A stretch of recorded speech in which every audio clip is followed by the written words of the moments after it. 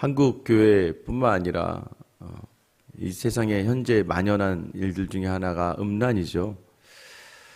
한 남편을 두고 다른 남자를 만나고 자기 아내를 두고 다른 여인을 만나고 여기에서 나타나는 심각한 문제가 무엇일까요?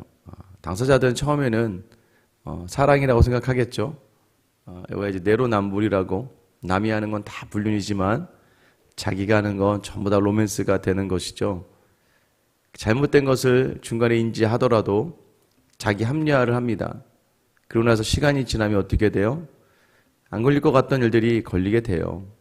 반드시 걸립니다. 또는 반드시 그 끝에서 문제가 발생해요. 그래서 특별히 많은 목회자들 중에서 정말 신실하게 목회를 잘했다가 그 마지막 또는 그 중간에 그 한 번의 문제로 말미암아 목회의 길을 내려놔야 될 사람들이 생겨나는 거죠. 그리고 그 자리를 떠나갑니다. 단순히 이것을 음란이라고 해서 다른 여자, 다른 남자 바람피는 거 이렇게 생각하시면 안 돼요. 하나님이 하나님보다 더 중요하게 생각하는 것들, 하나님의 말씀은 내 삶에 들어오지 않는 것들. 한 번은 이제 한 형제를 만났습니다. 그런데요, 그 형제는 자신이 지금 하고 있는 것들에 대해서 잘못됐다는 것을 알고 있어요. 저희가 신방에 갔는데 제가 있는 데서도 계속해서 얘기하는 거예요. 자기가 죄 가운데 있는 거 안다. 근데 목사님 어떻게 할 수가 없어요. 헤어나올 수가 없어요. 옆에 있던 이제 우리 집사님이나 우리 성도님들도 참 그래도 그냥 그렇게 솔직하게 고백할 수 있는 것. 그런데 좀 마음이 아프죠. 왜 거기서 계속해서 헤어나지 못하고 있을까? 여러분들 중에서도 아직까지 하나님이 원치 않는 길에 계속해서 나의 삶이, 나의 시선이 그쪽으로 향하고 있다면 오늘 이 말씀을 들으며 여러분 삶의 모든 자리, 하나님을 경외하는 곳에서 떠난 자리들, 하나님을 기쁘시게 하면서 떠난 모든 자리들을 다시 회복할 수 있는 귀한 은혜가 있게 되길 예수님의 이름으로 축원합니다. 1절 말씀 보시면 내 아들아 내 지혜에 주의하며 내 명철에 내 귀를 기울여서 근신을 지키며 내 입술로 지식을 지키도록 하라라고 되어 있어요. 지혜에 주의하고 명철에 귀를 기울여라. 어제 말씀과 동일하죠. 마음을 지켜라 라는 거예요. 그런데 오늘 본문은 근신을 지키며 내 입술로 지식을 지키도록 하라라고 되어 있어요. 네 입술로 지식을 지켜라. 그럼 왜 그러냐면 3절 바로 시작할 때 뭐라고 이야기하냐면 대저 음녀의 입술은 꿀을 떨어뜨리며 그의 입은 기름보다 미끄러우나 나중 쑥같이 쓰고 두날가지 칼같이 날카롭다라고 이야기해요. 우리 입술의 지식을 지켜라. 왜냐하면 음녀의 입술, 음녀의 입술, 그러니까 여러분의 입술이 음녀의 입술이 될 수 있다는 거예요. 음녀의 입술, 여러분 우리가 바라보기 좋은 것들, 원하던 것들, 세상적인 것들을 내 입술에 품게 되면 처음에는 그게 꿀 같아요. 그리고 기름보다 미끄러울 정도로 정말 나를 정말 뭔가 좋고 뭔가 즐겁게 할 것 같단 말이죠. 그러나 그 끝이 뭐라는 거예요? 쑥같이 쓰다. 그리고 두날가지 칼 같다. 위험하다라고 이야기하고 있는 것이죠. 여기서 이제 이야기하고는 단순히 음녀라고 해서 성적인 음란만을 얘기하면 안 돼요. 이 음란은 구약 전체를 돌아볼 때마다 항상 뭐와 비유하냐면 하나님보다 더 사랑하거나 하나님 외에 다른 것에 대해서 집중하는 경우. 그러니까 여러분 우리가 하나님을 영광 돌리는 삶인데 하나님보다도 더 아니면 때로는 하나님을 잊고 또는 하나님을 밀어내며 우리가 하고 있는 하나님 원치 않는 자리들. 이 자리들이 지금은 즐거워요. 당장 기뻐요. 당장은 나한테 만족을 주는 것 같아요. 그러나 그 끝이 어떻다는 거예요? 쑥과 같고 날카로운 칼과 같이 될 것이다. 그래서 5, 6절 보세요. 그의 발은 사지로 내려가며 그의 걸음은 수월로 나아가나니 그는 생명의 평탄한 길을 찾지 못하며 자기 길이 든든하지 못하여도 그것을 깨닫지 못하느니라. 발이 사지로 가고 걸음은 수월로 간다. 쉽게 얘기하면 이겁니다. 너 그러다 죽어. 그러다 죽는다는 거예요. 그러다 너 정말 인생이 정말 비참하게 끝나고 죽는 거야 라고 지금 말하고 있는 거예요. 왜 그렇습니까? 여러분 하나님이 싫어하는 자리들, 그곳에는 뭐가 없어요? 생명이 없기 때문이에요. 그 발걸음은 지금 잠깐의 기쁨과 만족이 있을 수는 있으나 여러분 그것이 마지막에 우리를 죽게 만든다는 거예요. 7절 8절 보세요. 그런즉 아들들아 나에게 들으며 내 입의 말을 버리지 말고 네 길을 그에게서 멀리하라. 그의 집 문에도 가까이 가지 말라. 이길 수 없다는 거예요. 나는 이거랑 싸워서 이길 수 있어. 자기 합리화시키는 거죠. 이 정도 한 번쯤이야 뭐. 전 다음에 끊을 수 있어요. 다 그렇습니다. 저는 술에 빠진 분들이, 도박에 빠진 분들이 그런 얘기하는 거 많이 들었어요. 언제든지 끊을 수 있습니다. 제가 맘만 먹으면 이거 언제든지 안 할 수 있는 거예요.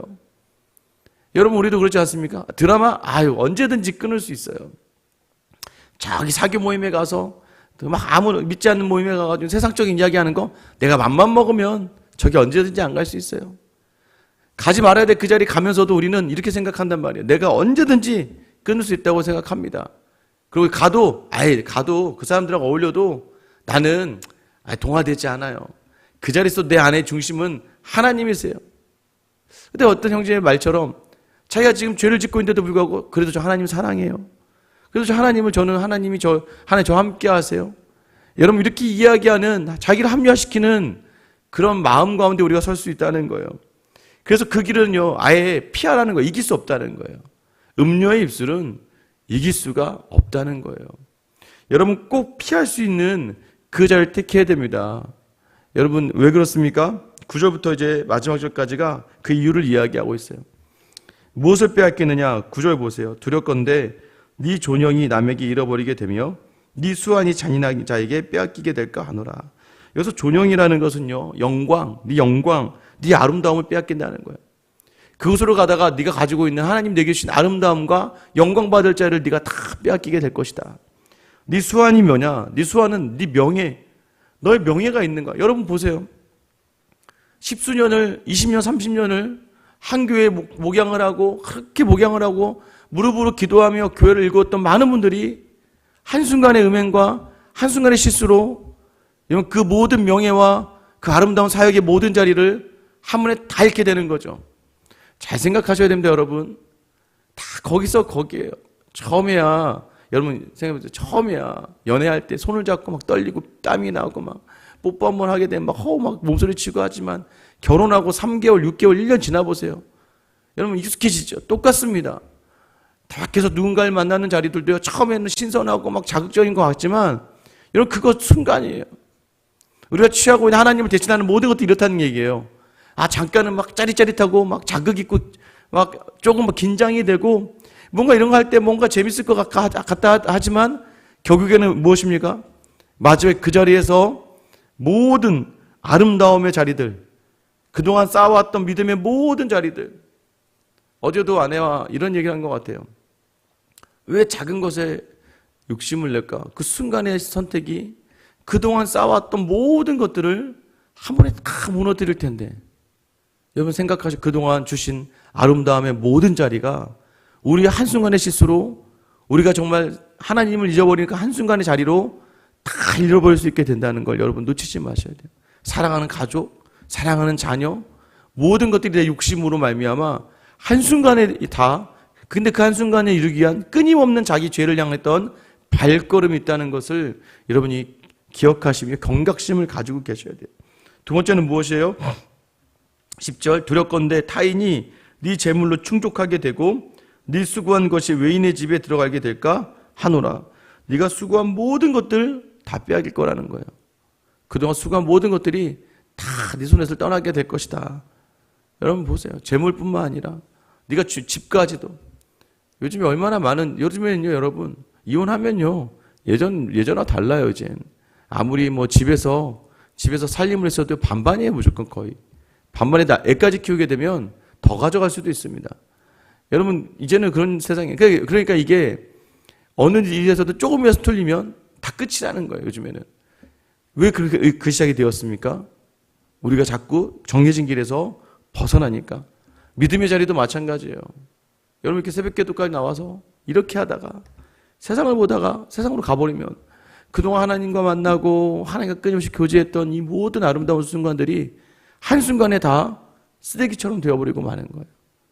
한순간에 전부 다 빼앗기고 하는 거예요. 하나님 주신 은혜들의 자리가 다 뺏길 수밖에 없다는 두려움과 떨림 가운데 있어야 돼요.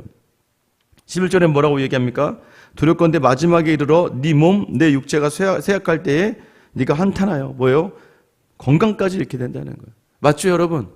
하나님 기뻐하신 자리 있어 보세요. 건강합니다. 왜요? 하나님은 우리 육체를 돌보고 보살피려고 하시거든요. 그래서 믿음의 사람은요, 여러분, 그래서 우리 영성 훈련 이런 거 할 때 가장 중요한 게요, 기도하고 말씀 보는 것도 있지만 건강 챙기는 훈련까지 시키게 됩니다. 여러분, 건강하셔야 돼요. 몸을 건강하게 만들어 하셔야 돼요. 근데 뭐예요? 하나님이 원하는 길에서는 우리의 몸을 챙깁니다. 그리고 우리의 몸이 건강해지고, 그리고 또 특별히 우리 모든 병의 근원은 스트레스거든요.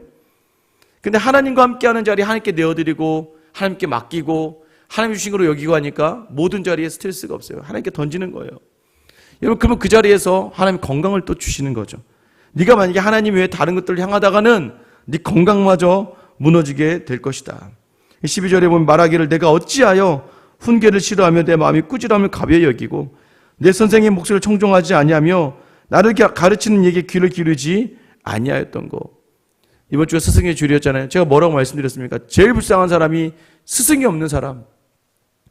여러분의 스승이 주님 맞으시죠?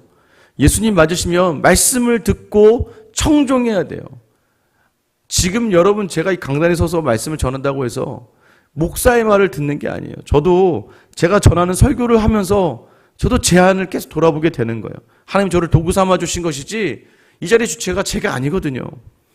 여러분들이 하나님을 주인 삼고 예수 그리스도를 스승으로 선생으로 삼는 자리, 여러분 또한 누군가가 말을 했을 때 그저 들을 수 있는 그 사람이 없으면 인생의 모든 자리를 다시 되돌릴 수가 없어요. 참 안타까운 게요, 그래도 인생을 살아보고 목회를 먼저 해봤잖아요. 저는요, 제자들이나 후배들을 보면 그 얘기합니다. 특별히 목회하는 후배들에게는 너 이렇게 해야 돼, 이렇게 안 하면 안 돼. 그러면 그때는요, 네 해놓고서는 다 자기 마음대로 합니다. 근데 제가 봐도 너 너무 게을러, 너 너무 관심이 없어, 너 너무 기도를 하지 않아, 너 너무 공부를 하지 않아, 계속 이렇게 얘기해도요, 듣는 둥 마는 둥 하다가 제가 알아서 할게요. 그래서 결국 사역에서 멀어지는 거예요. 점점 사라져요. 연락도 안 옵니다. 왜 안 오는 줄 아세요? 저를 만날 수가 없어요.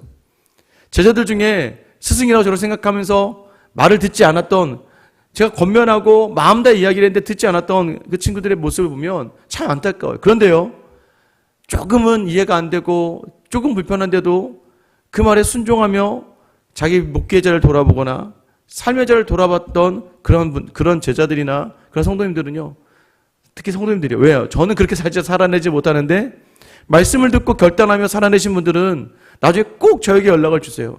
목사님 말씀 듣고, 그러니까 제가 말한 게 아니라 제가 전하는 그 말씀을 듣고 살아냈더니 이런 은혜를 주시더라고요. 여러분, 그럼 어떻게 되는 줄 아세요? 그때는 이제 스승과 제자가 바뀌어요. 어떻게 바뀌는 줄 아세요? 제가 그분을 더욱더 보게 되는 거예요. 야, 나는 내가 전한 말씀을 가지고 살아내지도 못했는데 저분은 그 말씀을 가지고 살아내며 그 말씀의 유익을 누리게 되니까, 야, 대단하다. 여러분, 그래서 서로가 스승이 되는 자리가 바로 이 믿음의 자리가 되는 거예요. 여러분이 그 믿음의 자리에서 누군가에게는 그 믿음의 스승의 자리를 감당할 수 있게 되기를 축원합니다. 여러분, 근데 그 자리를 떠나갔을 때 어떻게 됩니까? 14절 보세요. 많은 무리들이 모임 중에서 큰 악에 빠지게 되었노라 하게 될까 염려하노라. 여기 큰 악에 빠졌다, 이 표현이, 악이라는 표현이 재앙이에요. 환란이에요. 내가 재앙에 빠졌다, 내가 환란에 빠졌다. 여러분, 뭐예요? 처음엔 모르지만 나중에 지나서 보니까 내가 내 환란 속에 나를 이끌고 갔다는 거예요. 내가 재앙으로 나를 끌고 갔다는 거예요. 롯이요, 소돔으로 갑니다. 왜 갔을까요? 보기 좋아서. 아브라함과 롯이 갈라질 때에 아브라함이, 야, 네가 좌하면 내가 우하고 우하면 좌할게. 참 아브라함 대단하지 않습니까? 아브라함 왜 대단할까요? 아브라함도 똑같은, 두렵고 똑같은 사람이었는데, 근데 그 아브라함이요, 하나님 가나안 땅에 가자마자 기근이 임해서 그 기근 속에서 자기 마음대로 애굽으로 갔다가 거기서 아내를 뺏길 뻔합니다. 사라를 뺏길 뻔했어요. 뺏길 뻔했는데 하나님이 도와주셔서 극적으로 사라를 다시 취하고 다시 가나안으로 오게 되었는데, 올 때 애굽 왕이 사라의 그 값을 엄청나게 후하게 많이 치러줘서요, 기근 때문에 애굽으로 내려갔는데 거기서 어려움을 당하고 나왔는데도 자기 수중에 풍성하게 채우시는 하나님을 경험해요. 그러자 이제 이 아브라함을 알게 되는 것이죠. 무엇을요? 이 모든 것들은 하나님으로부터 채워지는 거구나. 근데 조카 롯이 그것을 알 수가 없어요. 원래 롯은요, 아브라함이 아들을 삼으려고 했습니다. 이삭을 대신해서 아들 삼으려고 했던 그러한 조카였는데, 이 조카가 거기에서 둘의 소유가 너무나 많아지니까 서로 싸우고 다투게 하니까 아브라함이 이게 하나님의 뜻이구나. 조카 롯을 떠나보내요. 롯이 어디로 갑니까? 소돔, 그 당시에 도시죠. 눈으로 보기에 좋은, 처음에 여러분 롯도요 소돔으로 바로 갔다고 성경에 나오지 않아요. 처음에 소돔을 쪽을 향하여 가다가 그 다음에 어떻게 소돔 근처에 있다가 마지막에 소돔 안으로 들어가고, 그리고 소돔 안에서 멸망당한 그 순간에는 소돔의 성문에 앉게 돼요. 소돔의 성문에 앉았다는 얘기는 그가 소돔의 지도자가 되었다는 것을 이야기하는 거예요. 무능력한 지도자. 천사들이 찾아갈 때 사람들이 막 상관하겠다고 막 데리고 나오라고 막 강간할 거라고 막 데리고 나오라 할 때 아무것도 할 수 없는 지도자가 되어버리는 것이죠. 여러분 무엇을 잃었습니까? 세상을 보다가 아무런 무능력하고 아무런 은혜와 아무런 섭리도 경험하지 못하는 사람이 되어버리고 마는 것이죠. 여러분 기억하셔야 됩니다. 우리가 하나님을 놓치는 모든 자리, 하나님을 붙들며 있는 자리에서는 지금 이게 있는 건지 없는 건지 정처 없이 떠돌아다니는 나그네 삶을 사는 것 같고, 이것을 가지고 어떻게 살 수 있을까라는 고민과 염려 가운데 있으나, 여러분 이 자리가 하나님이 주신 자리로 여기면 하나님 그 안에 더욱더 풍성한 것으로 채워주시는 것인데, 하나님을 잊고 내 눈에 보기 좋은 것들을 쫓아가다가 거기에서 마지막 끝에서 육체도 영광의 자리도 아름다움도 명예도 건강도 다 잃어버리고 그 끝이 너무나 허무하고 비참하게 되어버린다는 거예요. 여러분 정말 중요한 건 무엇입니까? 세상에 눈을 빼앗기면요, 우리도 모르는 사이에 가장 중요한 것들을 다 잃어버리는 거예요. 이 땅에 우리 손에 얻어지는 것들 다 하나로 귀결되어야 됩니다. 그것이 무엇입니까? 생명이에요.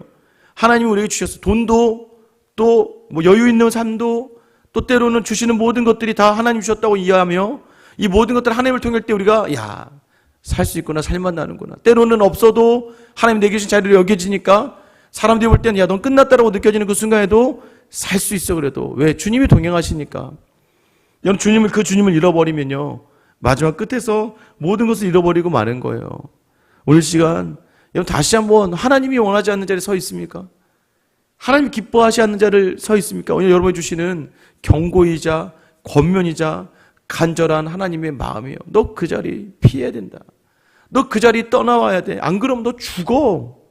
너 그러다 정말 죽어. 하나님이 안타까움으로 우리에게 주시는 말씀일 수 있어요. 오늘 다시 한번 여러분 삶의 자리에서 후회할 자리를 피할 수 있게 되기를 원합니다. 하나님이 원하신 자리에 서서 생명만을 누릴 수 있는 귀한 하루, 오늘도 여러분의 입술을 지키세요. 여러분의 마음을 지키세요. 하나님이 함께 하신 자를 지키며 넉넉하게 이기는, 넉넉하게 오는 하루를 누리는 저와 여러분 될 수 있게 되길 예수님의 이름으로 축원합니다. 기도하겠습니다. 하나님, 또 주님을 잃어버리고 주의 말씀을 떠나보내고 또 주님을 기억하지 못하는 삶에서 우리의 삶의 자리를 돌아보니 또 세상을 향하고 하나님이 싫어하시는 것, 죽어야 될 자리를 알면서도 그 자리의 끝이 사망이라는 것을 알면서도 그 자리의 끝이 허물로 끝날 수밖에 없다는 것을 알면서도 늘 후회하면서도 그 자리로 가는 연약한 우리를 불쌍히 여겨주셔서 오늘 이 시간, 오늘 하루만큼은 주님을 붙들고 주님이 기뻐하시며 주님만 경배하는 복된 하루 살아가는 우리 모든 성도들 다 되게 하여 주시옵소서. 하나님을 찾고 지혜를 찾으며 내 안에 입과 말과 발을, 내 모든 눈과 모든 시선을 주님께만 두며 오늘 여전히 세상의 눈으로 볼 때는 아니라고 이야기한다 할지라도 우리 주님이 인정하시는 삶이면 그 자리에 서서 넉넉하게 감당함으로 말미암아 우리 주님이 주신 생명을 마음껏 누리는 우리 모두가 다 되게 하여 주시옵소서. 주님 후회할 자리를 경고하십니다. 너 그러다 죽는다. 너 그러다가 내가 주는 생명을 맛볼 수가 없어. 오늘 이 시간 그 생명의 자리에 서서 내게 주신 것, 내게 주신 가정, 내게 주신 직장의 모든 것들을 주님의 마음으로 돌아보며 오늘 감사로 모든 하루를 살아내는 우리 모든 성도들 다 되게 하여 주시옵소서. 감사합니다. 예수 그리스도의 이름 받들어 기도드립니다. 아멘.